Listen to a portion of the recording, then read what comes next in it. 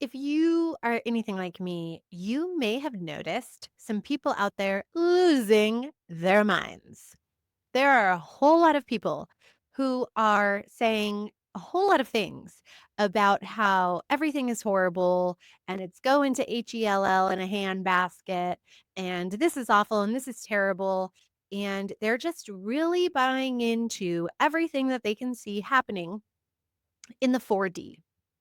So Barbara Handclough, in her great book, The Pleiadian Agenda, talks about that technology and what we can see out there is the 4D, right? So we get on these little devices and we see all this stuff that in the past we would never know is happening because it's not really happening in our backyard. And chances are, for a lot of it, it wouldn't really impact us anyway if we didn't see it happening in front of us through our little devices.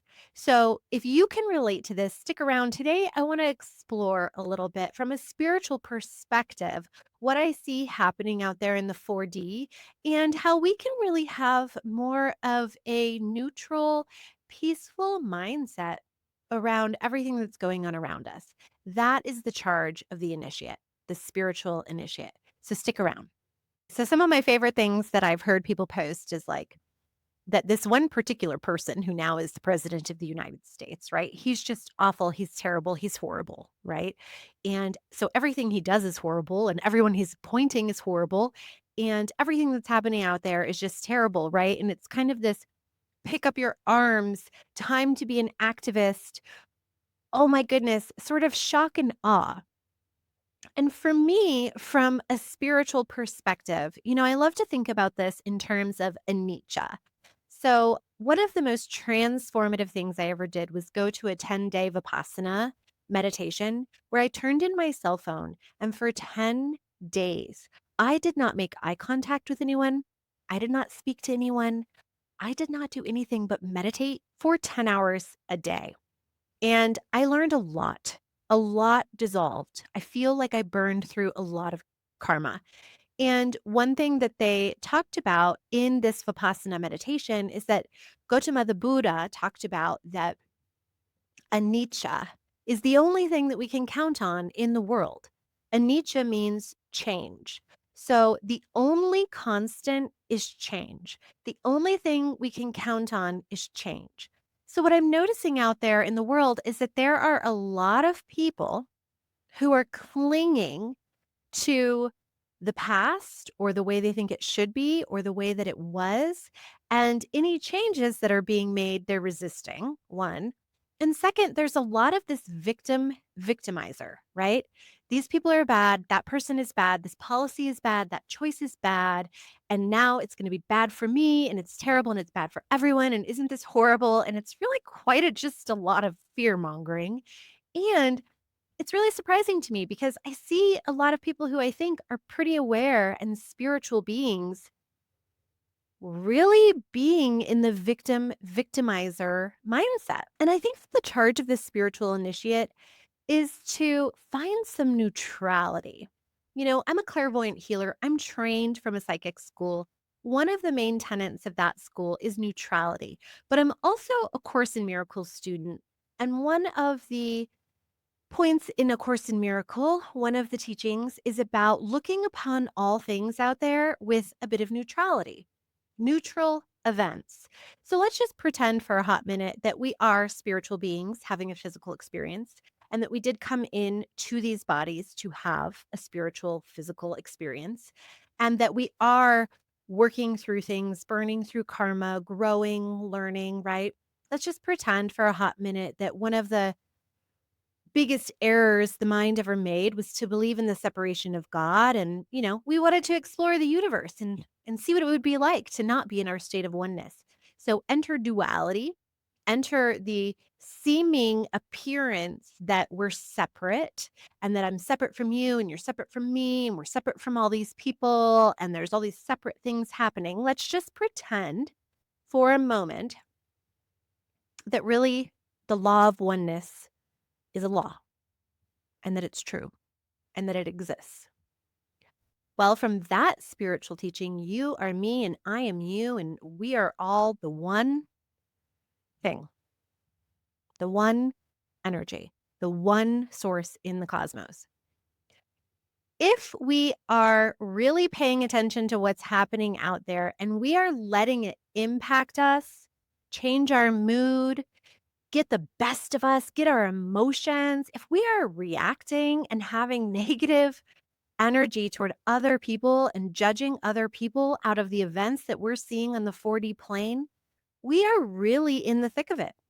We are really pretending that it's real. It's kind of like playing a game, a video game, and thinking that what happens to you in that video game is real and that it's ultimate truth.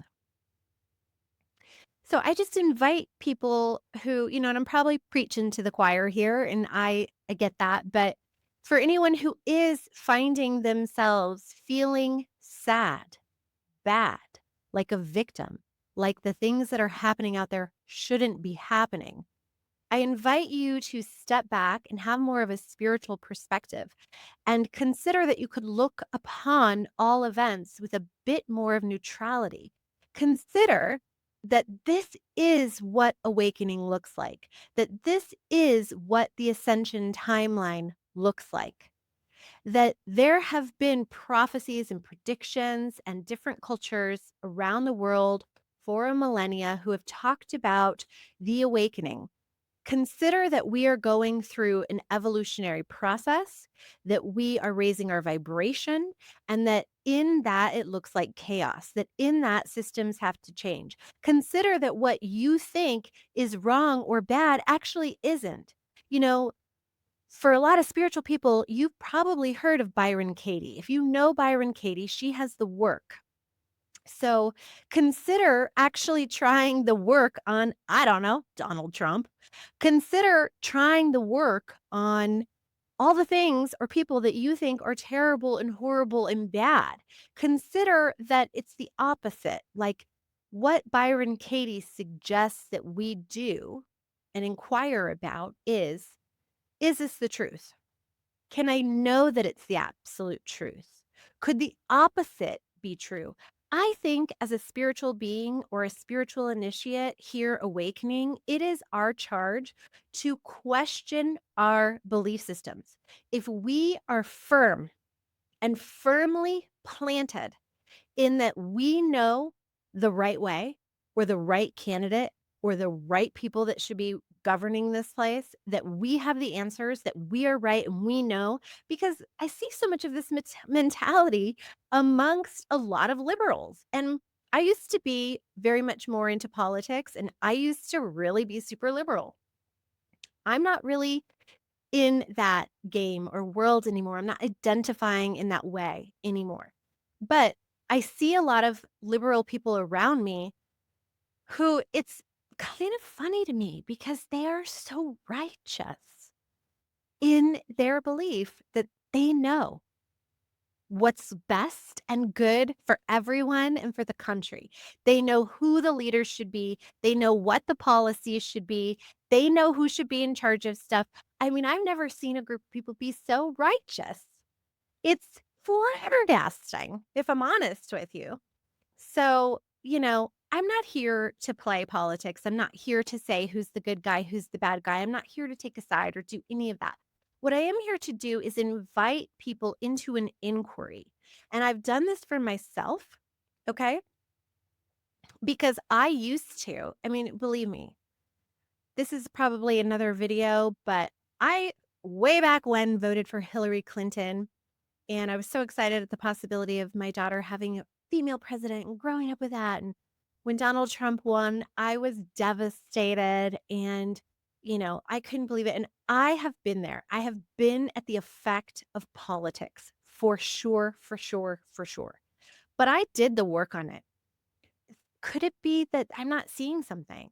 Could it be that the opposite of what I think is true? I have done the work and I have come to a place of much more neutrality and much more openness and much more awareness. And so I just invite anyone watching who is at the effect of outward events to see if you can pull back a little bit. See if you can find some neutrality. See if you can really meditate and be with the potentiality that the law of one is real and we're all one, and this is a spiritual experience. Consider being with the fact that this is what it looks like when we're awakening. This is what it looks like when we're ascending. If you think everything's terrible, consider that the opposite is true. What if everything's getting better? What if this is the best thing that could be happening? Consider the law of attraction. Consider that what you focus on is going to grow. Consider what you say is going to matter. Consider that everything is happening for you. Consider that it's not all terrible, bad, and wrong, and that actually it's good. Like, we have to be willing to be flexible in our minds. If we can't be nimble and flexible in our minds, we are bogged down and attached and believing, and we're going to hold on to resisting change. And that, the Buddha said, is the root of all suffering. You are suffering because you are holding on to something. So notice where you're pushing against, notice where you're pulling, notice where you're righteous, notice where you think you're right and everybody else is wrong. Notice these things. Invite conscious awareness into your beingness. Consider that the opposite of what you believe is true. And even if you're like, but it's not, try it on. What would you have to believe? What would you have to think? How would you have to shift? How would your mind have to open if you tried on that what you think is the good way is not? Because we will never have peace if we ourselves are not peaceful. So if we are not peaceful, if we are not neutral, if we are not calm, if we are not loving and open, we will never have that in the world. So if we are trying to advocate for peace and goodness and caring for other human beings while we are simultaneously judging half the population, that's warped. Doesn't hold water.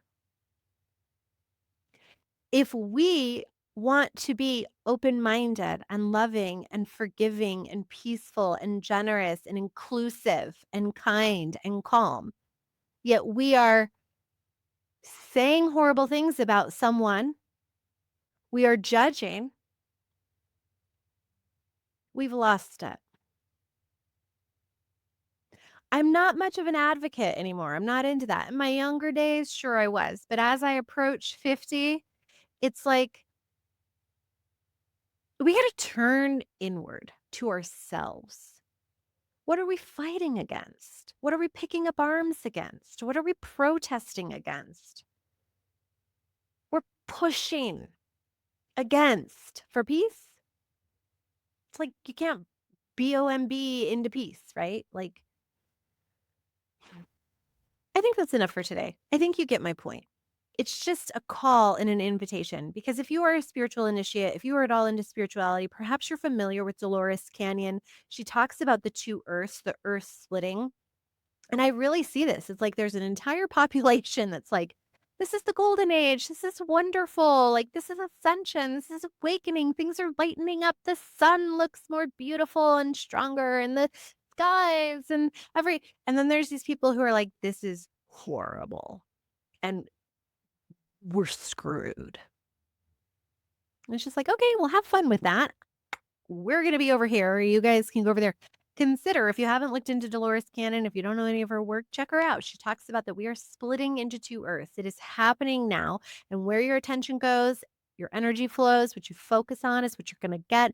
If you are bogged down and getting sucked into the 4D world and believing the show and letting it emotionally impact you, I think you've lost course.